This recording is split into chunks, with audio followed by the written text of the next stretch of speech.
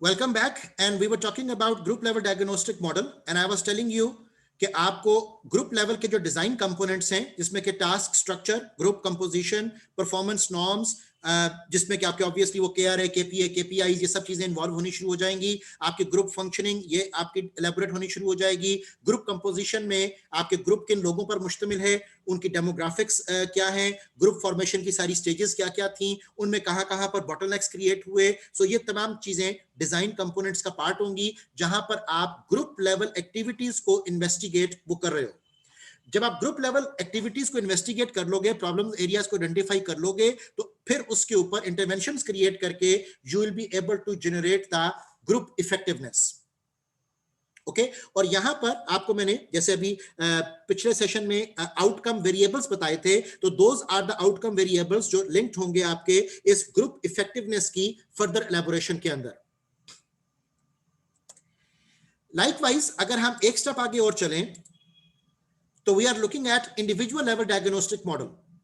आप individual level diagnostic model को elaborate करने से पहले आपके पास ऑर्गेनाइजेशन के डिजाइन कंपोनेंट्स वो कंप्लीट पता होने चाहिए। आपके पास ग्रुप लेवल डिजाइन कंपोनेंट्स वो कंप्लीट इन्वेस्टिगेटेड होने चाहिए। आपके पास पर्सनल ट्रेट्स वो तमाम कैलकुलेटेड होनी चाहिए। आपके पास स्किल इन्वेंट्री वो कैलकुलेटेड होनी चाहिए। आपके पास कंपिटेंसी फ्रेमवर्क्स वो डिफाइंड होने चाहिए। और इन तमाम चीजों को डिफाइन कर लेने के बाद फिर आप डिजाइन कंपोनेंट्स में पहुंचोगे of the individual level diagnostic approach.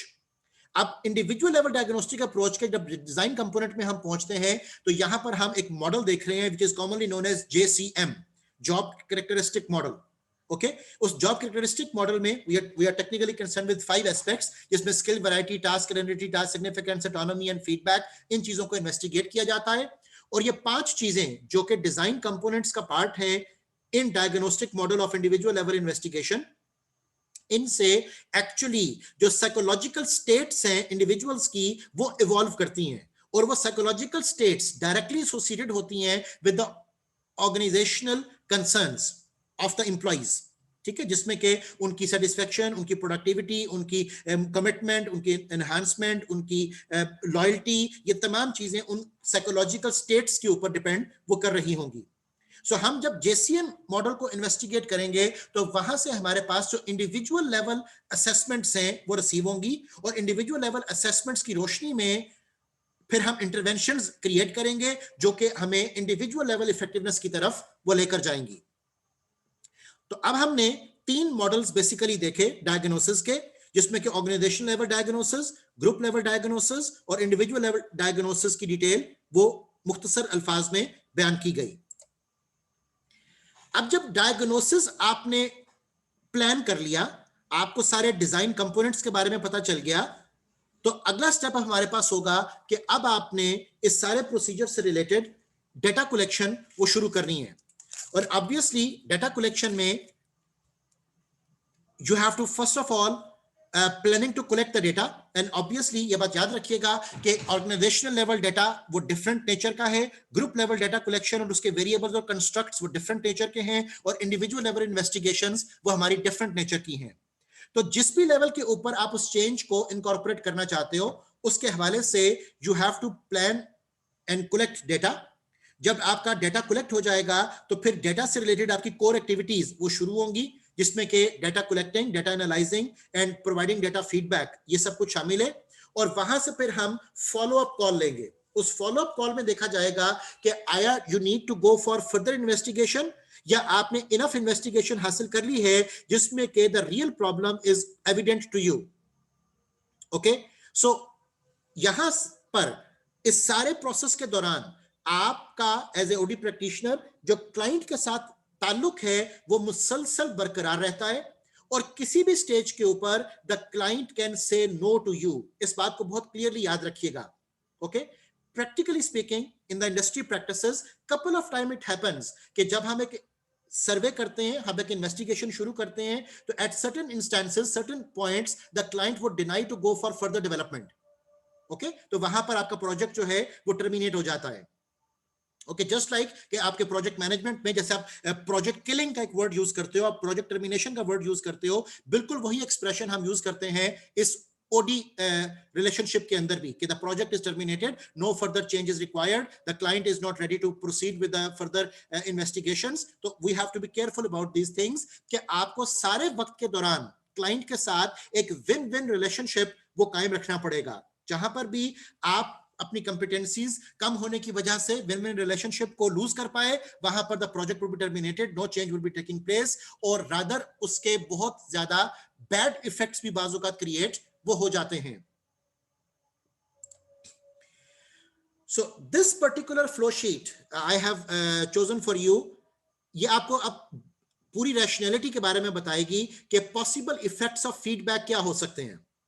कि आपने डायग्नोज कर लिया, डाटा कलेक्ट हो गया, डायग्नोज होने के बाद, डाटा कलेक्ट हो जाने के बाद डाटा एनालाइज हुआ, और डाटा एनालिसिस के बाद आपने फीडबैक प्रोवाइड किया. अब अगर आपके फीडबैक के प्रोवाइड करने में एसेंशियल एनर्जी नहीं है, आप अपने आइडिया को सेल नहीं कर पा रहे हो, तो क्या होगा?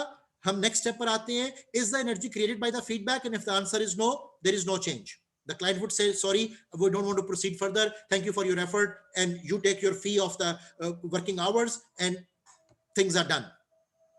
Okay? लेकिन अगर आप एनर्जी क्रिएट कर पाते हो, आपके फीडबैक में जान है, आपने डाटा एप्रोप्रिएट कलेक्ट किया है, आप प्रॉब्लम को एक्चुअली एलैबोरेट कर पा रहे हो, तो the next step would B, what is the direction of the feedback? Okay, क्या उस फीडबैक से एनर्जी जो क्रिएट हो रही है, that energy is taking you to the denial? ठीक है, जिसमें के मैंने एक्सप्रेशन बड़ा ये सोचकर यहां पे मेंशन किया हुआ है, एनर्जी टू डिनाई और फाइट डाटा. ठीक है, उस सूरत में अगर आपका एनर्जी जो क्रिएट हो रही है, आपने बड़ा एंथुसियास्टिकली प्रॉब्लम एलैबोरेट किया, लेकिन वो enthusiasm in the problem is actually creating anxiety, is actually creating resistance, is actually creating the aspects of denial in the client, तो क्या होगा? On the left side of the screen देखिए, that anxiety would lead to no change. Okay, and many a times it happens. इसमें कोई हैरानगी की और उसमें कोई परेशानी की बात नहीं है. It happens. Okay, the client simply refuses कि sorry जी, मुझे ये ऑपरेशन नहीं करवाना है. Okay, on the other side of the story, if the direction of the feedback is in a way that energy to use the data to identify and solve problem, जब आप उसको सिर्फ problem ना दिखा दो, जब आप उसको सिर्फ मसाइल की एक पूरी सी फहरिस्त ना बता दो, जब आप उसको हर मसले से रिलेटेड सॉल्यूशन भी दिखाओ, आप उसको इजी वे आउट भी बताओ, आप उसकी लैंग्वेज में बात करो जो वो अंडरस्टैंड कर सकता है कि इस मसले को हम कैसे एंटरटेन करेंगे, तो वहां से फिर विन विन जो सिचुएशन है वो क्रिएट होगी. So energy to use data to identify and solve problem, आप उसको क्रिएट करोगे. सो अगला स्टेप हमारे पास क्या होगा कि do structures and process turn energy into action और नॉट. ठीक है, तो फिर आपको ये देखना है कि हमारे पास स्ट्रक्चरल लीवरेज कितना है, हमारे पास फाइनेंशियल लीवरेज कितना है, हमारे पास कल्चरल लीवरेज कितना है, और उस स्ट्रक्चरल, फाइनेंशियल, कल्चरल लीवरेजेस में आप किस कदर एक चेंज को इनकॉर्पोरेट वो कर सकते हो. लेकिन अगर आपके पास स्ट्रक्चरल, फाइनेंशियल, स्कोप से रिलेटेड, आपको बजट से रिलेटेड लीवरेज ना मिल पाया, तो नतीजा क्या होगा? Again there is a failure, the frustration would be the outcome and no change would be taking place, because यहां पर भी स्ट्रक्चरल, कल्चरल, फाइनेंशियल, बेशुमार तरह की रेजिस्टेंसेस, बजट कंस्ट्रेंट्स वो आपके सामने आ जाते हैं. Okay, now supposedly that the client is still willing and the OD practitioner is competent enough कि वो इन तमाम मसाइल का सामना भी कर पा रहे हैं, तो then that would be the situation, then that would be the yes that is leading you towards the change. Okay, so now I hope कि जो मैंने शुरू से एक स्टोरी बिल्डिंग आपके साथ शुरू की थी, it would be getting clear to you कि किस किस्म के इश्यूज हैं उनका सामना हमें करना पड़ता है, और उन इश्यूज को आपने कैसे टैकल अप करना है. नो डाउट इस हर एक स्टेप के लिए फिर हमारे पास फर्दर इसकी स्ट्रेटजीज हैं, फर्दर कंसर्न्स हैं, फर्दर ट्रेनिंग्स हैं कि किस तरीके से आप क्लाइंट प्रैक्टिशनर रिलेशनशिप को स्ट्रेंथन वो कर सकते हो. प्रॉब्लम की आइडेंटिफिकेशन के अपने पूरे थ्योरेटिकल मॉडल्स हैं. So no doubt that is the whole detail available to you. अब आपकी आसानी के लिए, just to give you a little glimpse कि ओडी एक्टिविटीज जो कि कई सालों पर मुहित आपकी होंगी वो कैसे प्रोसीड करती हैं, आपको यहां पर मैं एक ओडी ऑडिट चेकलिस्ट दिखा रहा हूं. Okay, and these are the very specialised concerns that I am showing you. यहां पर ओडी ऑडिट चेकलिस्ट है कि एक ओडी प्रैक्टिशनर जब क्लाइंट के साथ एक प्रोजेक्ट को टेकअप करता है तो किस किस्म के डॉक्यूमेंट्स इनिशियली उसको रिक्वायर्ड होंगे, जिन डॉक्यूमेंट्स की अदम मौजूदगी की वजह से the organisation development perspective would be compromised. Okay, अब यहां पर एक ओडी ऑडिट चेकलिस्ट देखिए। What you need to have in the start is personnel manual, you need to have manpower planning guidelines, you need to have recruitment policies, you need to look into promotion policies, you need to look into performance appraisal manuals, you need to talk about TQM manual, you need to have details about quality circle, shop floor committees and guidelines, you need to have the data related with suggestion schemes and other guidelines, you need to look into training policy guidelines, you need to know about succession planning and career planning guidelines and methods, you need to have data related to OD intervention, if any, taken by the organization in the previous past.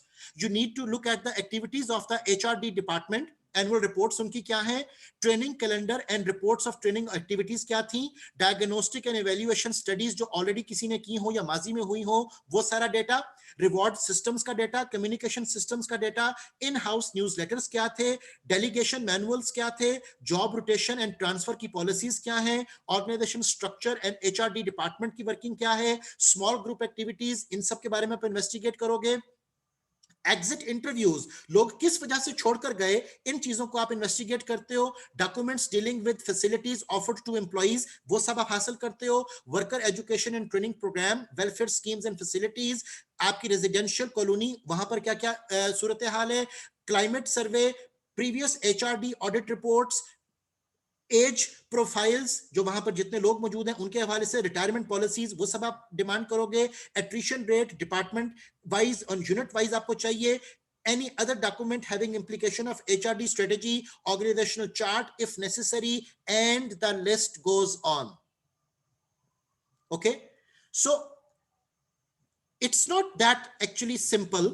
जब हम organisation development का word use कर रहे हैं, आप एक simple change programme launch करना चाहते हो, nobody stops you, may be उसमें हमें इतनी सोफिस्टिकेशंस एंड कॉम्प्लिकेशंस में जाना पड़े। लेकिन जब हम एक all together organisational level perspective की बात कर रहे हैं कि जिसमें हमारे 7S आपस में अलाइनमेंट डिमांड कर रहे हैं, तो वहां पर फिर नो डाउट आपका जो सोफिस्टिकेशन ऑफ एनालिसिस होगा वो उतना ही इन डेप्थ होगा। इसकी मिसाल मैं दोबारा से आपको एक फिजिशियन के हवाले से वो देना चाहूंगा कि अगर आपको सर में दर्द हो रही है तो आप सिंपली एक पैनाडोल भी खा सकते हो। अगर आपको सर में दर्द और ज्यादा फील हो रही है तो you can consult MBBS doctor and that person can tell you के व्हाट टू डू। लेकिन supposedly if it is getting severe and supposedly if it is not settling down with a Panadol, then obviously you have to go to a consultant, and if you go to a consultant, so the consultant would start his investigations from tests. Okay, अब आपको CT scan कराना है, अब आपको blood test करवाने हैं, सो अब आपको एक पूरे प्रोसेस और प्रोसीजर में से गुजरना है because the problem is not settling down.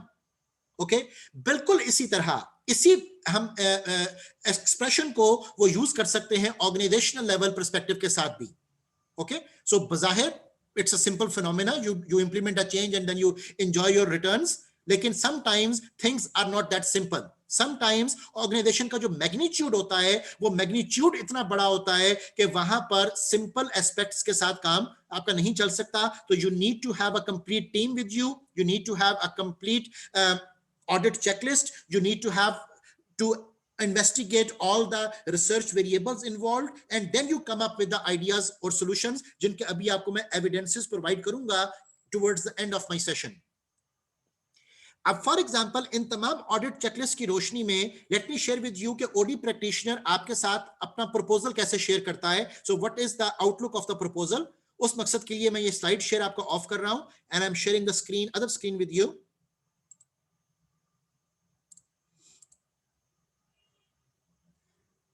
अब आपको मैं एक ऑर्गेनाइजेशनल डेवलपमेंट रिलेटेड प्रपोजल वो दिखा रहा हूं। तो this is a sample proposal which might be useful reference for you and your client as you both specify and communicate a project plan for change.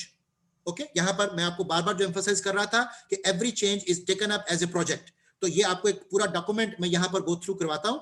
इस डॉक्यूमेंट को तवज्जो से देखिएगा कि किन किन एस्पेक्ट्स के साथ आप इनिशियल कॉन्ट्रैक्ट स्टेज के ऊपर अपने क्लाइंट के साथ नेगोशिएशन वो करते हो। So you start from the background information. Then you come up with the project outcomes, जिसको प्रोजेक्ट हम चार्टर और प्रोजेक्ट स्कोप स्टेटमेंट में वो एलैबोरेट करते हैं. Then you talk about initial project activities and deliverables. ये आपका प्रपोजल स्टेज के ऊपर डिस्कस किया जा रहा है. अब इसमें अभी डाटा कलेक्शन सारे प्रोसेसेस में से आपने गुजरना है. ये आपको मैं इनिशियल स्टेप के ऊपर बता रहा हूं कि जहां पर client and consultant they are having a negotiation with one another to create a win win situation. So initial project activities and deliverables you need to talk about. Then project work plan, और उस project work plan में ongoing coaching for change management and learning, इसके ऊपर आप बात करोगे. अब इसको आप फेजेस में डिवाइड करोगे, organisational assessment and development planning. Then phase 2 develop a plan for strategic plan. Phase 3 identification of strategic goals and objectives. Then phase 4 action plans to implement strategic plan. Then phase 5 development and approval of strategic plan document. ये proposal के तौर पर आप present कर रहे हो. उसके बाद आपकी approaches to evaluating project, उसमें आप focus of evaluation plans क्या use करोगे, contents of evaluation plans आपके क्या होंगे. इसी तरह आपके प्रपोज प्रोजेक्ट स्केड्यूल, जिसमें कि आपको ये गैंट चार्ट जो मैं डिस्प्ले दिखा रहा हूं, इस गैंट चार्ट में आप step wise, stage wise, month wise, year wise complete elaboration बताओगे कि आपने कब कब किस किस एक्टिविटी को टेकअप करना है. बिकॉज उस सारे प्रोसेस के दौरान याद रखिएगा कि ऑर्गेनाइजेशन ने बंद होकर आपके हवाले नहीं आ जाना. Organisation would be in the running mode, और रनिंग मोड में जहां पर products and services they are still in progress, products बन रही हैं, सर्विसेज डिलीवर हो रही हैं, तो आपको सारे प्रोसेस के दौरान अपनी एक्टिविटीज को परफॉर्म वो करना है. और ऑर्गेनाइजेशन किसी भी स्टेज पर आपके डाटा कलेक्शन और आपकी एक्टिविटीज के लिए अपने प्रोसेसेस के ऊपर कंप्रोमाइज शायद करने को तैयार नहीं होगी. तो you have to be very much quantified, very much calculated कि आपने कब किस एक्टिविटी को किस तरीके से परफॉर्म करना है और आपकी प्रोजेक्ट टीम क्या होगी. ये सब चीजें आपकी डिस्कस की जाती हैं. इसी तरह इस प्रेपरेशन के केस में आपको जो टाइम लग रहा है उसका हम एक टेबुलर डिस्प्ले देख रहे हैं. पहले आपको मैंने गैंट चार्ट डिस्प्ले दिखाया जो प्रोजेक्ट मैनेजमेंट के लिटरेचर में हम यूज करते हैं. सो इसी तरह approximate time to completely instil new system, आप वो क्लाइंट को प्रपोज करोगे. उसके बाद रोल्स एंड रिस्पॉन्सिबिलिटीज क्या क्या होंगी कंसल्टेंट की, रोल्स एंड रिस्पॉन्सिबिलिटीज क्या क्या होंगी क्लाइंट की. ओके, सो ये तमाम चीजें आपकी पहले निगोशिएट होती है, सेटल डाउन होती है, एग्रीमेंट होते हैं, और वहां से फिर आप अपनी एक्टिविटीज को वो स्टार्ट करते हो. और ये सारा आपको मैं बता रहा हूं जो आपका पहला स्टेप था प्लान प्रोसेस का, जिसमें हमने कहा था entering and contracting. So entering and contracting stage के ऊपर अब ये तमाम वो डिटेल है प्रपोजल की which you have to go through. Okay, इसके बाद अब ये सारा काम ऑब्वियसली कंसल्टेंट फ्री नहीं करेगा, तो आपकी जो propose cost and payment terms हैं आपकी तमाम की तमाम वो भी डिस्कस एंड नेगोशिएट होंगी. और अक्सर औकात इस स्टेज पर पहुंचकर जब आपने कॉस्ट एंड पेमेंट्स की बात करनी शुरू की तो the clients would go for back off. Okay, they would say कि okay ji, thank you very much for your work, but we don't need to proceed further, because बहुत सारे fears, आपको मैंने शुरू के सेक्शन में fears के ऊपर बात की थी, बहुत सारे जो उसके personal fears हैं they would be coming up.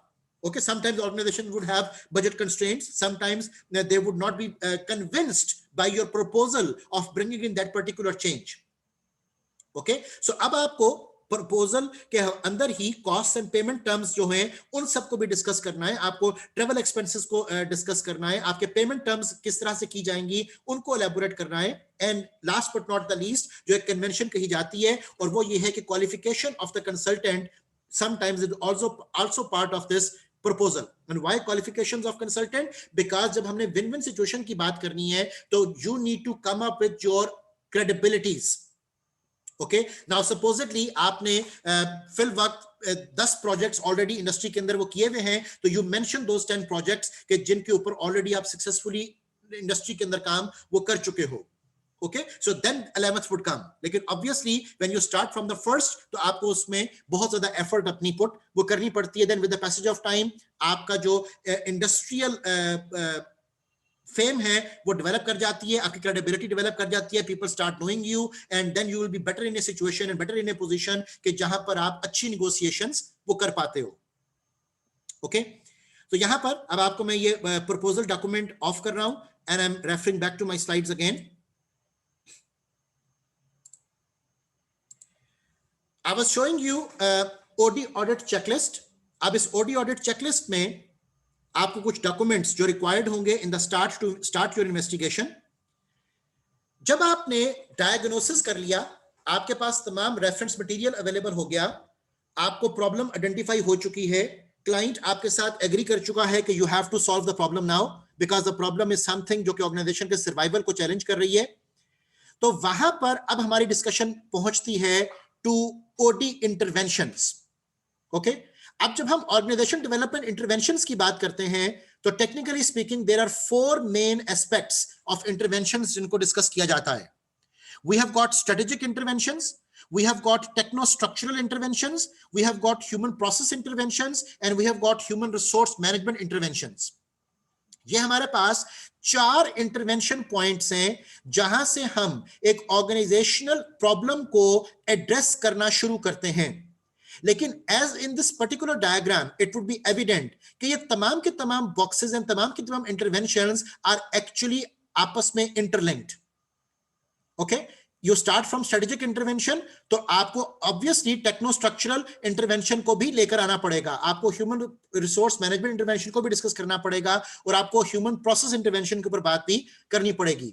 But if you start from techno structural intervention तो you just can not escape from strategic intervention. So intervention points हमारे पास ये 4 मेन हैं जहां से हम अपनी डिस्कशन का आगाज करते हैं ऑर्गेनाइजेशनल डेवलपमेंट एंड चेंज के हवाले से। ये बिल्कुल इसी तरह ही है कि आप एक उलझी हुई डोर का सिरा वो ढूंढ रहे हो। ओके, तो अब जब तक आपको वो उलझी हुई डोर का सिरा नहीं मिलेगा आप उन उलझनों को हल वो नहीं कर पाओगे। राइट, तो ये हमारे पास 4 बेसिक स्टार्टिंग पॉइंट्स हैं जहां से based upon the nature of the problem आप इस बात की प्रायोरिटी तय करते हो कि from where you have to take the start.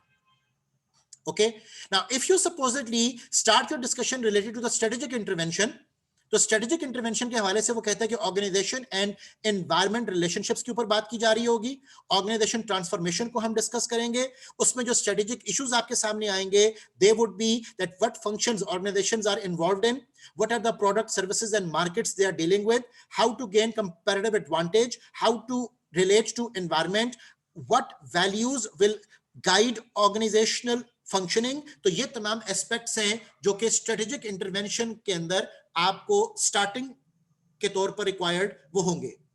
Likewise अगर आप टेक्नो स्ट्रक्चरल इंटरवेंशन से बात को शुरू करो तो उसमें रीस्ट्रक्चरिंग ऑर्गेनाइजेशंस, उसमें एम्प्लॉय इन्वॉल्वमेंट, वर्क डिजाइन, ये इश्यूज हैं जो आपको एड्रेस करने हैं।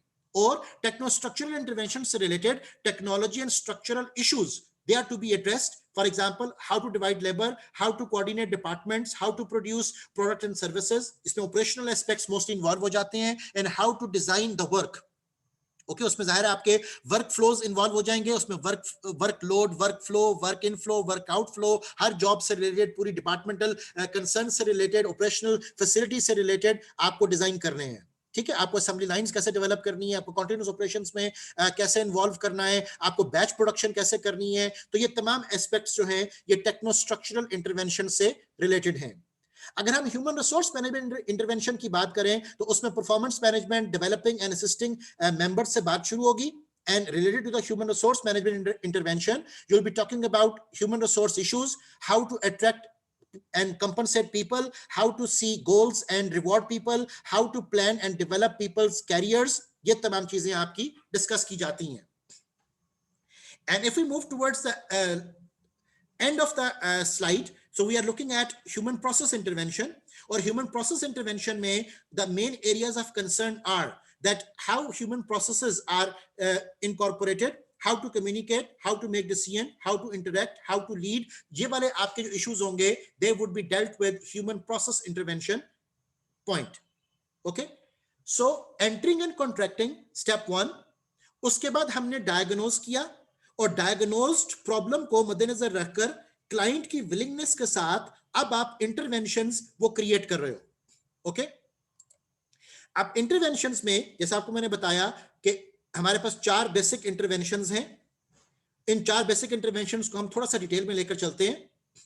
जब हम ह्यूमन प्रोसेस इंटरवेंशंस की बात करें तो ह्यूमन प्रोसेस इंटरवेंशंस में coaching, training and development, process consultation and team building, third party intervention बाजुकात आपको क्रिएट करनी पड़ सकती है to resolve the conflict, organisational confrontation meetings आपको कंडक्ट करनी पड़ सकती हैं, इंटर ग्रुप रिलेशनशिप्स कैसे आपने एस्टैब्लिश करने हैं और बेहतर करने हैं, लार्ज ग्रुप इंटरवेंशन अगर क्रिएट करनी हो तो उनको आप कैसे डील करोगे. For example, there is an MNC and the MNC is operating in 139 countries and they have got a big portfolio of products and services, and in that situation then you have to see कि अब आपकी large group जो interventions हैं उनको कैसे take up वो किया जाएगा.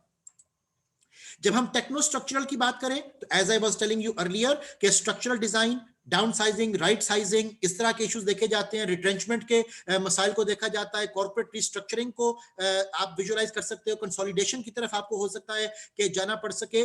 Okay, so voluntary retirement scheme, बहुत सारे एस्पेक्ट्स आप टेक्नो स्ट्रक्चरल कॉन्टेक्स्ट में इन्वॉल्व कर सकते हो, जिसमें कि आपका जो मेन ऑब्जेक्टिव होगा is to cut the cost, is to improve the performance, is to eliminate the problems. So re-engineering, corporate re-engineering, business process re-engineering, employee involvement, work design, new definitions, ये तमाम चीजें हैं जो टेक्नो स्ट्रक्चरल इंटरवेंशंस में आपको required वो होती हैं. अगर हम ह्यूमन रिसोर्स मैनेजमेंट इंटरवेंशंस को देखें तो उसमें goal setting, performance appraisal, reward system, career planning, managing workforce diversity, employ stress and wellness, ये तमाम एस्पेक्ट्स हैं जिनके ऊपर एक ओडी प्रैक्टिशनर की निगाह होना वो जरूरी है. ओके, नो डाउट आपकी problem is not necessarily linked with all of these things. आपकी प्रॉब्लम हो सकता है कि किसी एक एस्पेक्ट से के साथ एसोसिएटेड हो, लेकिन उस प्रॉब्लम के जो इफेक्ट्स हैं वो एक्चुअली पूरी ऑर्गेनाइजेशनल बॉडी के अंदर मूव वो कर रहे होते हैं, और आपको प्रॉब्लम को from the grass root level वो एलिमिनेट करना है, क्योंकि अगर आपने रूट्स वहीं पर रहने दी तो वो प्रॉब्लम दोबारा से within no time evolve वो कर जाएगी. So strategic interventions के केस में integrating strategic change, mergers and acquisitions, alliances and network, ये वाले issues भी आपको टैकल करने पड़ते हैं in terms of organization development. आपको cultural change के ऊपर बात करनी पड़ती है, आपको पूरे cultural audits करने पड़ते हैं, आपको self designing organization को establish करना होगा, organization learning and knowledge management के जितने perspectives हैं उन सबको आपको incorporate वो करना है. Now that is one of the reasons कि आपको मैंने जो शुरू के मॉड्यूल सारे कवर करवाए, I have tried my best कि आपको मैं ऑर्गेनाइजेशन डेवलपमेंट से रिलेटेड जो नॉलेज मैनेजमेंट के पर्सपेक्टिव्स हैं, ऑर्गेनाइजेशनल लर्निंग के पर्सपेक्टिव्स हैं, HRM, OB, ऑर्गेनाइजेशन थ्योरी, इन तमाम चीजों की बेस बनाकर अब हम इस लेवल पर पहुंचे हैं जहां पर हम डेवलपमेंटल पर्सपेक्टिव्स को टेक अप वो कर सकते हैं. अब जब आप ऑर्गेनाइजेशन डेवलपमेंट मैनेजमेंट एक्टिविटीज की बात करोगे तो इन मैनेजमेंट एक्टिविटीज में आपको इस बात को इंश्योर करना है कि effectiveness of your change programme should be there, और चेंज प्रोग्राम की इफेक्टिवनेस आ पाएगी number one when you are there and able to motivate the change, जिसमें कि आपको चेंज के बारे में रेडीनेस क्रिएट करना और चेंज की रेजिस्टेंस को ओवरकम करना शामिल है. You have to create a shared vision. अगर आपको याद हो हमने सिस्टम्स लर्निंग के अंदर डिस्कस किया था कि shared vision is one of the most important phenomena. So आपका फ्यूचर डायरेक्शन क्या है, आपको वो क्रिएट भी करना है और शेयर भी करना है. So you have to describe the core ideology, you have to construct and envision the future in a manner कि the people would be ready to work with you. इसी तरह डेवलपिंग पॉलिटिकल सपोर्ट, आपको इस चीज की भी जरूरत है और उसके लिए आपको complete knowledge of organisational behaviour वो रिक्वायर्ड होगा, जिसमें कि assessing change agent power, identifying key stakeholders, influencing stakeholders और उनके साथ एसोसिएटेड जितने भी एटीट्यूड एंड बिहेवियरल इश्यूज हैं उन सबको इन्वेस्टिगेट करना, समझना, इनकॉर्पोरेट करना और फिर यूज करते हुए चेंज को मटीरियलाइज करना आपके लिए जरूरी होगा. Likewise, managing the transition में activity planning, commitment planning, management structures की अंडरस्टैंडिंग, ये सब आपको रिक्वायर्ड है. And no doubt, last but not the least, you have to sustain the momentum. Okay, बाजुकात होता यह है कि चेंज प्रोसेस में स्टार्ट में हम बड़े एंथुसियास्टिक होते हैं, हमारा क्लाइंट बड़ा एनर्जेटिक होता है, लेकिन with the passage of time the energy is vanished. Okay, so that would be basically the death of the change. Okay, तो you have to sustain the momentum. ये कोई पॉलिटिकल डिबेट या political game नहीं हो रही है, ये organisational future and sustainability issue इशू है. सो आपको मोमेंटम को सस्टेन रखना पड़ेगा एक लॉन्गर टर्म के लिए, जिसमें के providing resources for change, building a support system for change agent, developing new competencies and skills, reinforcing new behaviours, staying with in the course, defined course, अपने स्कोप से बाहर ना आपने नहीं निकलना. इन तमाम चीजों को मद्देनजर रखना जरूरी है एक ओडी प्रैक्टिशनर के लिए, अगर वो इफेक्टिवनेस लेकर आना चाहता है अपनी सारी प्रोजेक्ट में.